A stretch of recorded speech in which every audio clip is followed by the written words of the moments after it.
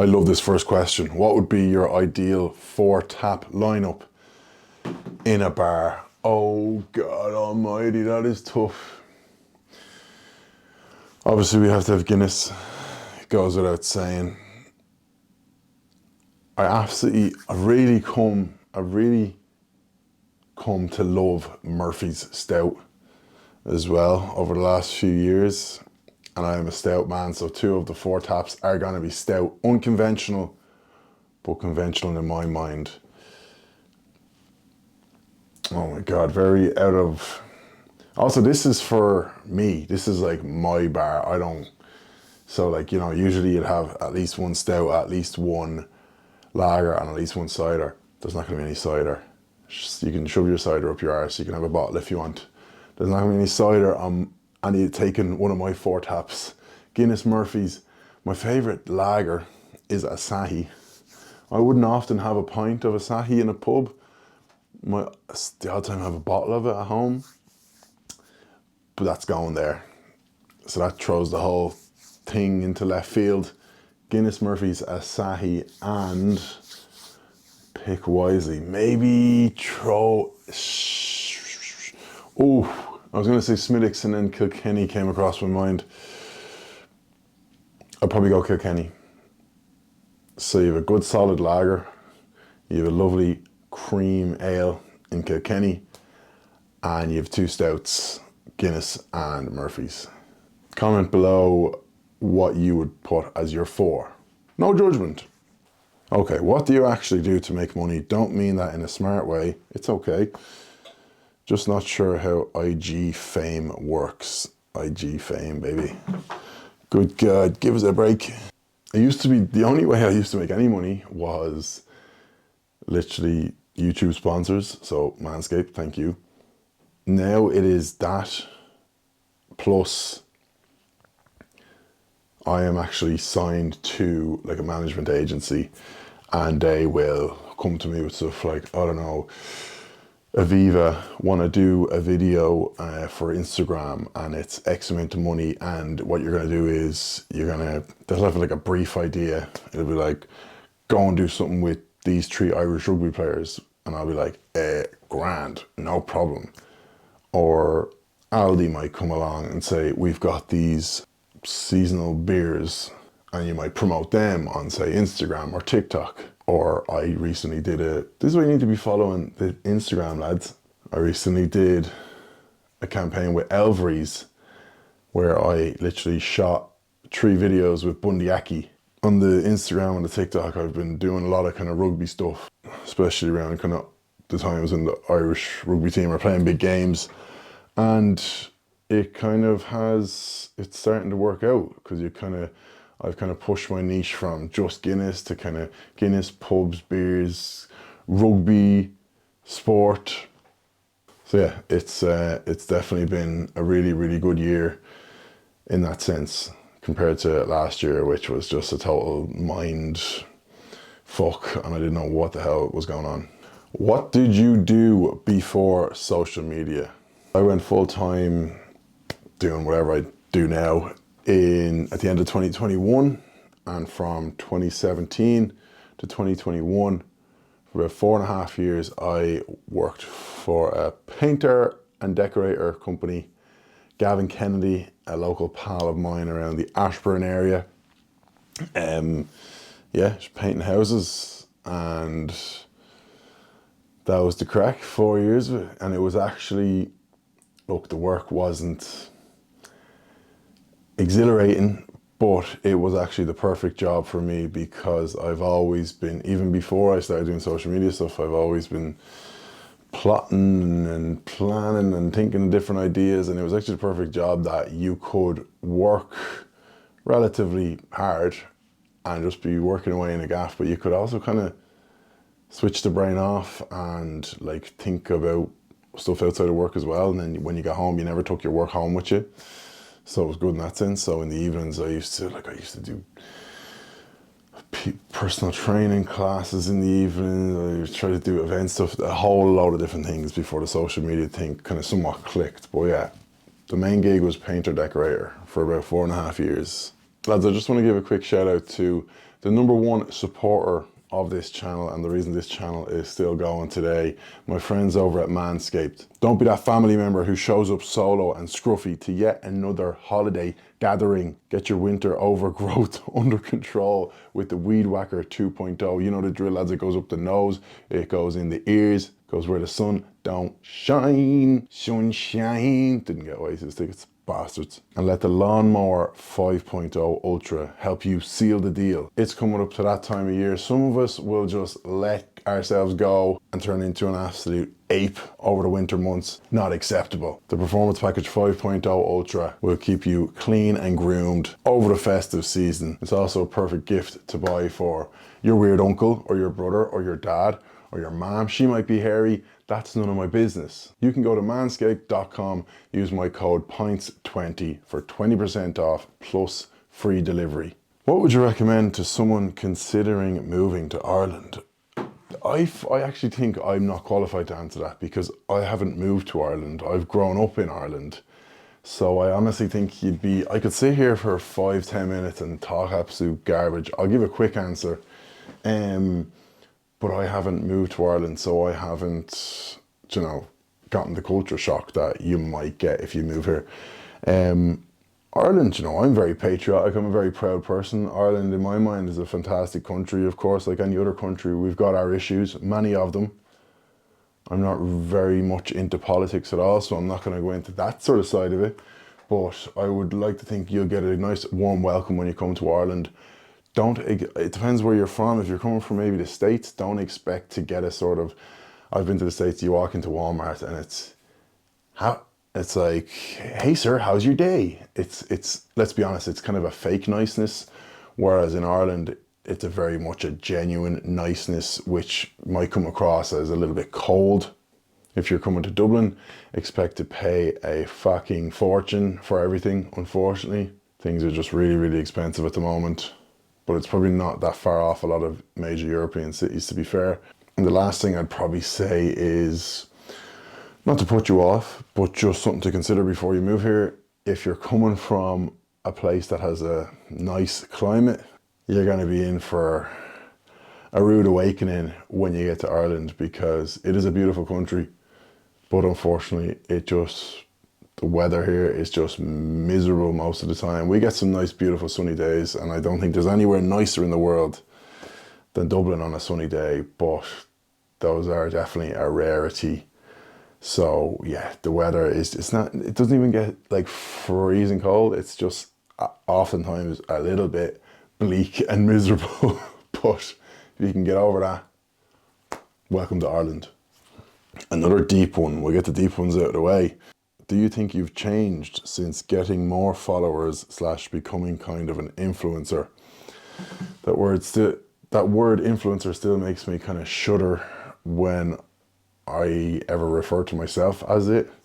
Although I like to think, like, if anyone is an influencer, I guess it is this sort of thing, because you're influencing people, like where to go for a pint. But it's just a weird word, isn't it? Do I think I've changed? I don't know. I feel like the only people that could answer that would be like my friends and family. And I think if someone was to ask them, like, I think sometimes in videos, this is like a therapy session, if I come across like a little bit sort of, I don't know, silly or boisterous, or even like kind of leading on that I'm quite cocky, but in like that's my kind of sense of humor, nearly self-deprecating kind of way, I think that's what I'm like off camera. I can gladly say I've met people and they've said, you're the same in person as in the videos. Because I don't think in the videos, I don't like dress up in any fancy clothes. I keep myself with thanks to Manscaped, keep myself decently groomed. I don't even know where I'm going with this point, but I think the more you kind of build yourself up to be this kind of perfect person on camera, the more chance that someone meets you in person and goes, that's a different person. So yeah, I think I've always been a bit of a big fucking idiot with big dreams and big ideas. Some have worked, most haven't. But yeah, I think my friends and family, I'd like to think they would say I haven't changed. I'll also, like, I don't have near enough level of fame or notoriety to be going changed anyway. Do you know what I mean? Maybe if I made loads of money or got 1 billion followers, like, you could ask could I change, but it's like, come on, haven't really done a whole lot, let's be honest. I'm happy with what I've done, but it's not like some crazy shit. So anyway, do you think you've changed? I don't, but maybe some people would say I have, but I was always a big gobshite. Heading to Dublin in March. Best pub to sit in all day drinking Guinness on a Sunday. Oh, I love that you said Sunday, not Saturday. Obviously, you go any feckin' pub on a Saturday or a Friday and it'd just be packed and you'd be fine, full of tourists and stuff. And there'd be tourists around on a Sunday, but do you know what I love, especially for, say, like a Sunday? And I've been to this pub many times doing videos. Like, I love Bagot Street. I love, like, the likes of Dottney and Nesbitt's, places like, I was going to say Devitt's, that's not even on Bagot Street. Love Dottney and Nesbitt's, but I love, and again, people who know, like, the 12 pubs thing in Ireland, if you don't know, I won't bother explaining it, but basically it's an old tradition that doesn't really happen anymore, but you would go all up along Bagot Street to 12 different pubs, but there's 1 or 2 pubs you can veer off to Haddington Road, and there's a pub called Smith's. If you go there on a Sunday, there'll be sport on the screen, really, really nice cozy pub, lovely staff, fantastic pint of Guinness, and you're not in the heart of the city centre, you're not around like the Temple Bar kind of area, so chances are on a Sunday afternoon it won't be super crazy. So that would be my recommendation. Smith's on Haddington Road, great Guinness, great staff, and most likely a ball game on the TV. What more could you want? What's your max in a Guinness session? I'm gonna say 18 pints for the big lad. I remember being asked this probably, like, I did a Q&A probably like 4 years ago, and I would have been 27 then, I'm 31 now. My drinking, like, limit has just gone down so much over the years. I've said this before, but when I used to, like, be like, when I was 21, 22, I was playing rugby, and after a match, you'd have a shower and you'd be into the rugby club bar within 5 minutes, and you'd probably still have muck on your elbows because you had a half-hour shower because you were so mad to get in and have a pint. And I swear to God, you'd have, and this isn't boasting because I couldn't do that now, you'd have easily 10, 12 pints.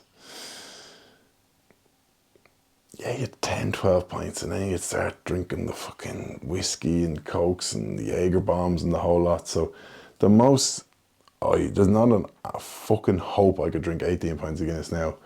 The only exception is when you're on maybe a stag do, like sometimes you're drinking from the morning to the night, and you do put away a serious amount of beer. Honestly, if I had to, I could probably push the limit to about 10 now. When I was 21, 15, 16, I don't think I could have ever done 18, but maybe a full long stag do day. But it just depends on how the day goes. Sometimes you could be 10 pints deep and not feeling too fucked, and sometimes you could be 4 pints deep and you're absolutely falling asleep on the couch. So you never know. It's like playing a match. You never know what way it's gonna go. True opinion on Nitro Surge versus standard cans versus pub pour. Okay, so I've done plenty of videos. I milked the shit out of that Nitro Surge with the videos versus standard cans versus pub pour. Pub pour, you're never gonna beat pub pour. Pub pour, completely, like, Nitro Surge, cans, whatever the fuck, completely obsolete compared to a pint in a pub. But, said it before, I'll say it again, I was pleasantly surprised with the Nitro Surge, with the creaminess of the head on it. At this stage, I wouldn't bother drinking a can of Guinness. I'd much rather, like if I was going to a house or something, I'd get probably a few cans of Smittix. I might get a few bottles of Asahi. I wouldn't be arsed drinking cans of stout, and I wouldn't be that wanker to bring a Nitro Surge device with me and carrying all that malarkey, because it is a bit of a gimmick at the end of the day. Best pubs in Dublin off the beaten track. The main one that springs to mind is the Royal Oak in Kilmainham. It's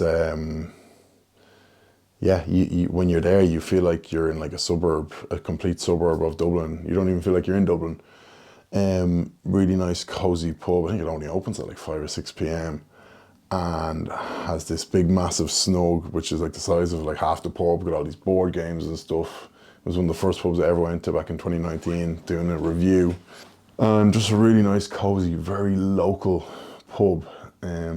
Like if you're asking me in Dublin, do you mean County Dublin or like Dublin City Centre? That one, Royal Oak, would probably still be classed as Dublin City Centre. So yeah, that's the first one that's coming to mind, to be honest, and it'd be hard to beat. Most ideal Irish road trip. Oh my God, where do you start? The problem is Ireland's so small, so you could actually do it easily.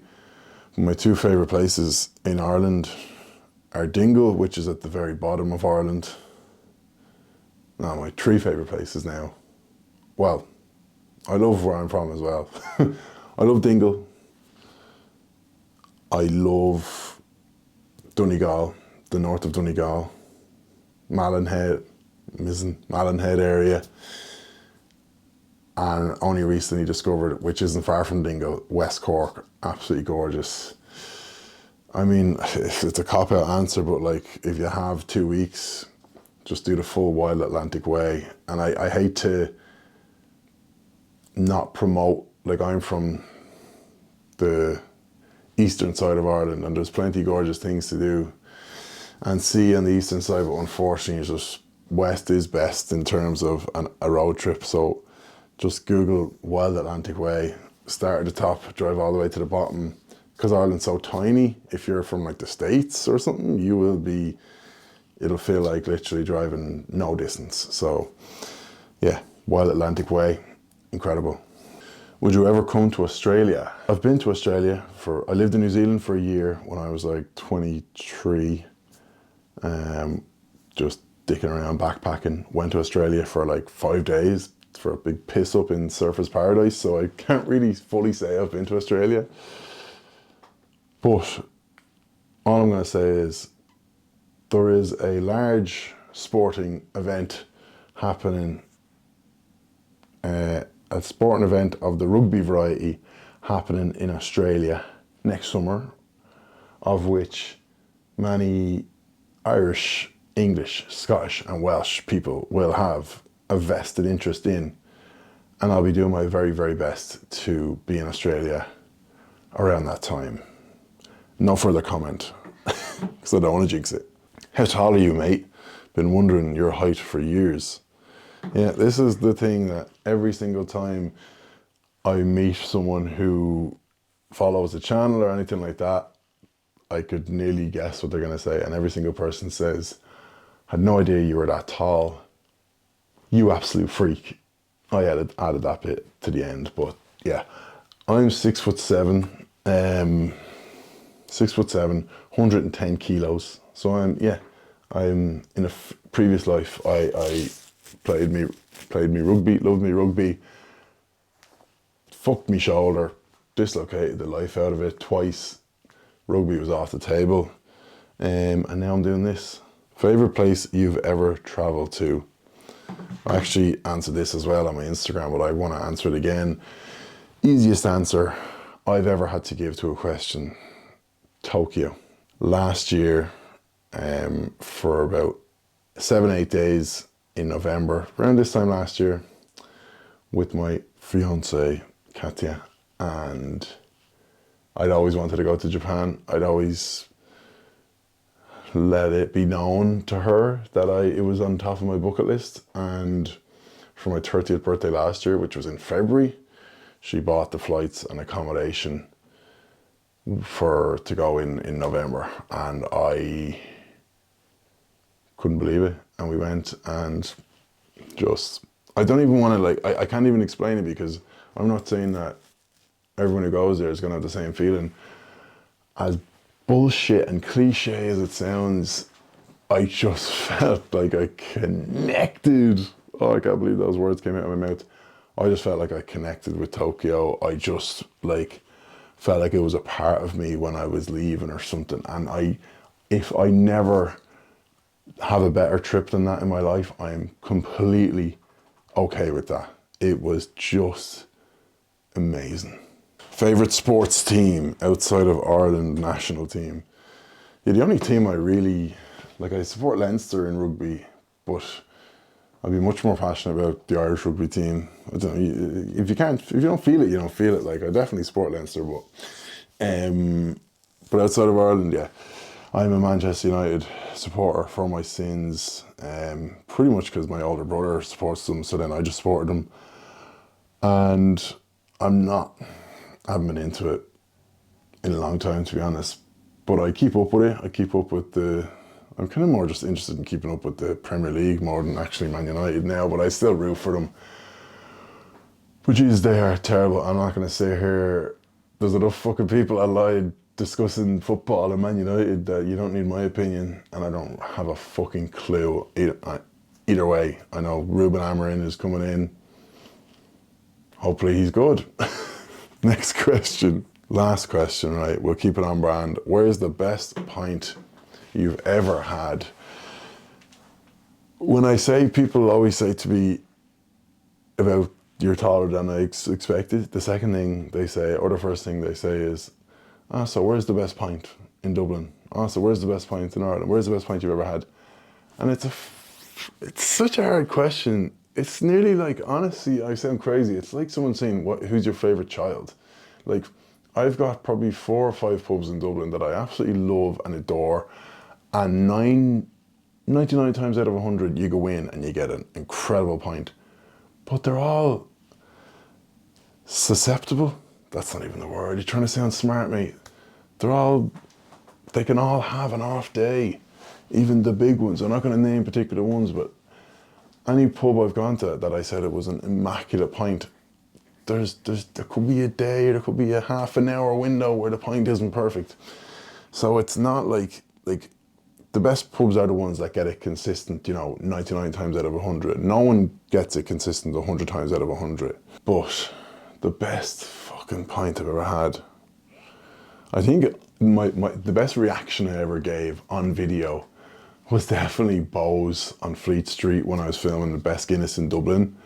If you go back and watch that, I gave it a 9.2, and I had given the Gravediggers a 9.3 like 2 years previous. But the reaction I gave when I had the pint of Bo's was absolutely hilarious, to be honest. But my mind was fucking blown. Now, should I have just given it the same score as Gravediggers or higher? I don't know. But in the moment, you just give whatever score. But like, best pint you've ever had. And again, are we talking strictly how good was the pint, or are we talking like maybe a memory of a time when you went into like a cool pub? Like, when I think if I close my eyes, what's the most enjoyable pint you ever had? I see myself in Dingle. I see myself in Curran's Bar or Foxy John's, and there's a fire there. I'm wearing an Aaron jumper, fake one, because the real ones are too expensive. And I have my lovely lady beside me, and it's just a cozy environment. That's my pure and utter bliss. I try to get to Dingle every year. I don't get there every year, and then in Dublin, best pints, you're talking Bo's, Mulligan's, Gravediggers, Walsh's of Stony Bar. Incredibly consistent pint. So consistent, mate.